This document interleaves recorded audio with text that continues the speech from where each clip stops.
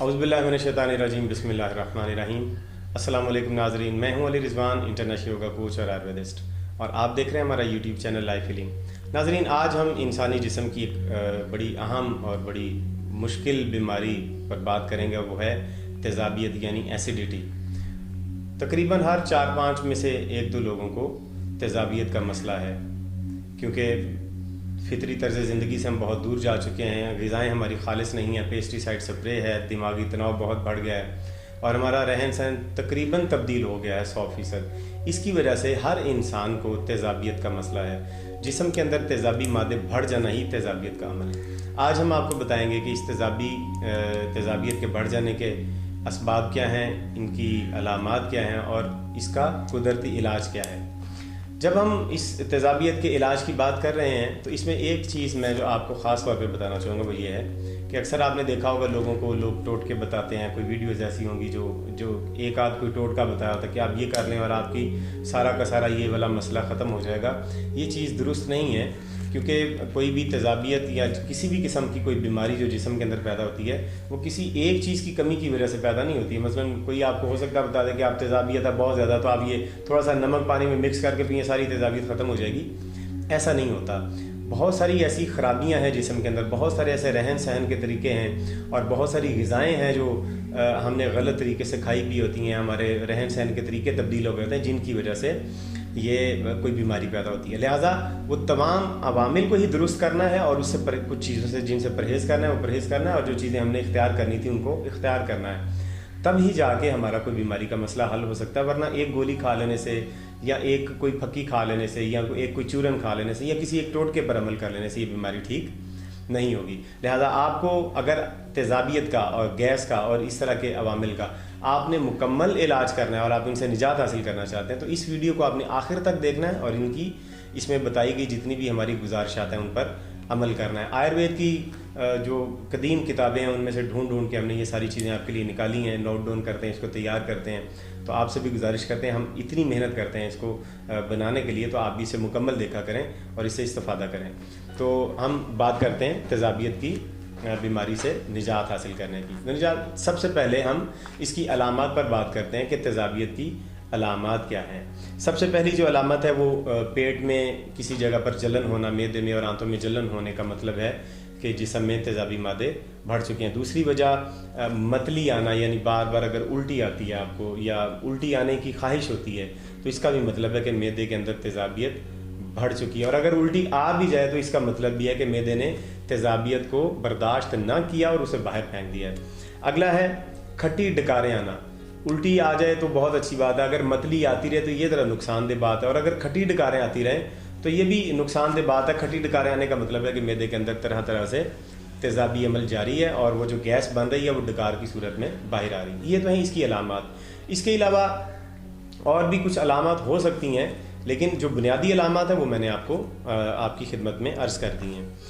आगे अब इसकी वजूहात पर बात करते हैं कि ये अलामात क्यों पैदा होती हैं, यानी तेज़ाबियत जो जिस्म में पैदा होती है उसकी वजह क्या है। सबसे पहली वजह है कब्ज़।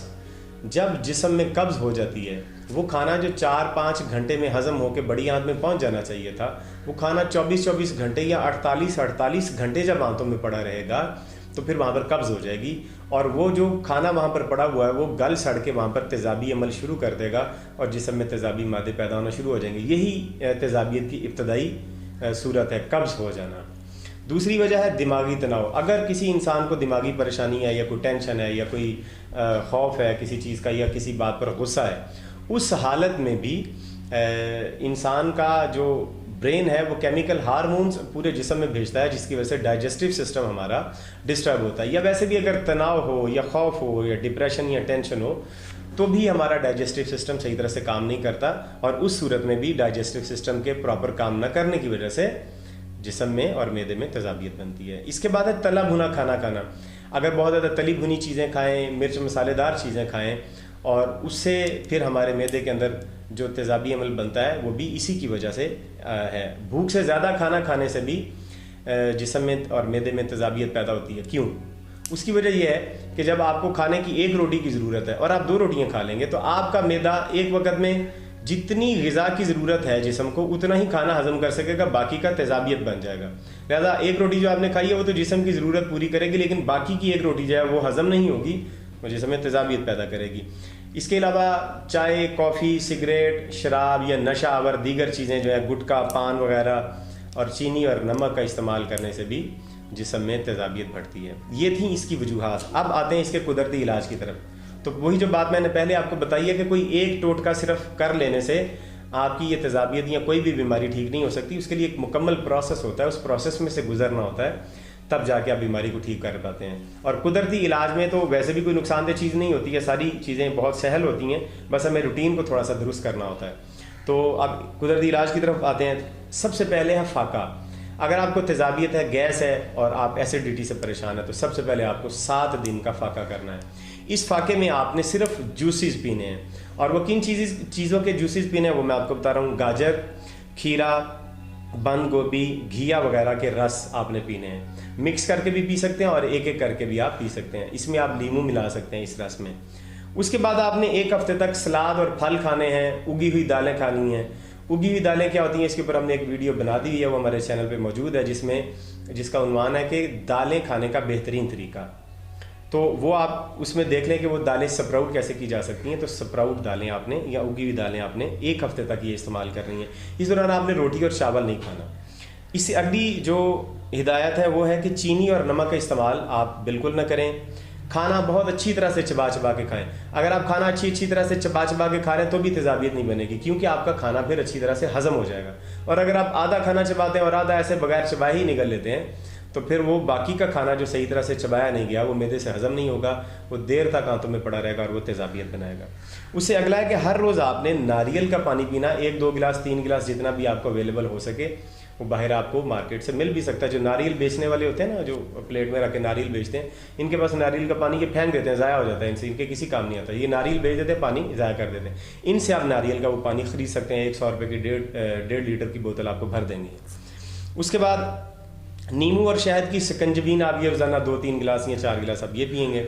और ताज़ा आंवले का रस आपने इस्तेमाल करना है। अगर मौसम हो आंवले का तो आप ताज़ा आंवले का रस इस्तेमाल कर लें, और अगर आंवले का मौसम नहीं है तो आप बाज़ार से आंवला ले लें, खुश्क आंवला, पंसारी से या हकीम से मिल जाएगा। उस आंवले का पाउडर बना के 1 चम्मच रात को आप वो नीम गर्म पानी के साथ वो आंवले का पाउडर इस्तेमाल करके आप सोएंगे। उससे आपका पेट सुबह साफ़ हो जाएगा अच्छी तरह से। उसके बाद है कि हल्दी और शहद को मिला के चाट लें।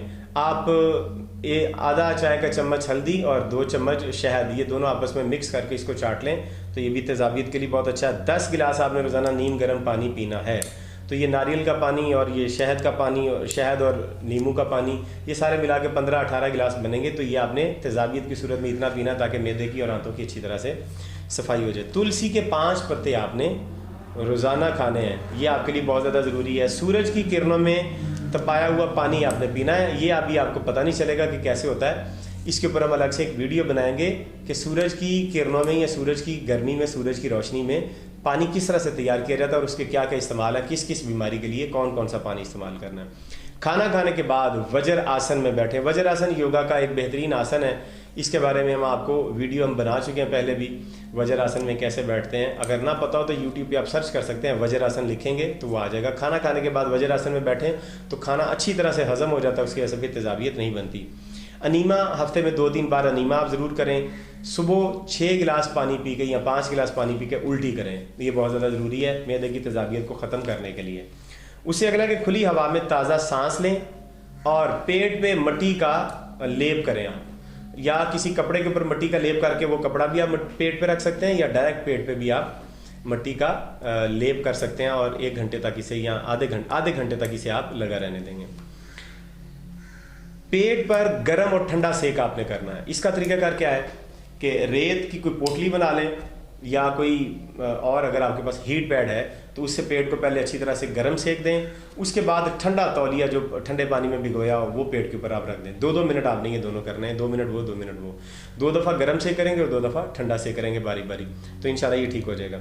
इन तमाम जो ऊपर आपको दीगर वजूहात बताई हैं, जिन वजूहात से तेज़ाबियत होती है, उनको आप रफ़ा करें, उनको दूर करें। और ये जो सिफारशात मैंने आपकी खिदमत में पेश की आयुर्वेदा की कि ये अमल आपने इख्तियार करना है, इनको अगर आप कर लेंगे इंशाल्लाह तो आपकी तेज़ाबियत 100% ठीक हो जाएगी। उम्मीद करते हैं कि आपको वीडियो पसंद आई होगी, आप इस पर अमल करेंगे, वीडियो को शेयर करें, लाइक भी करें।